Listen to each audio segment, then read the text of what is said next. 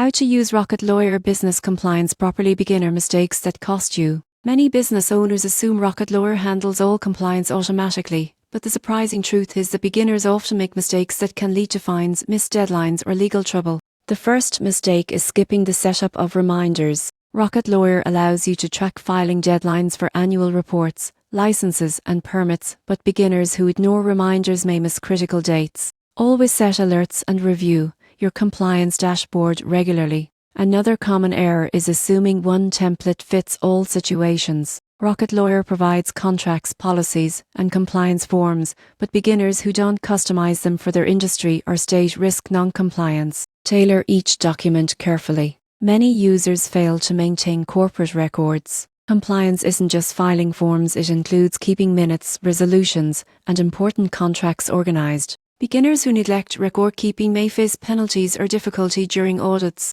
Ignoring state-specific rules is another pitfall.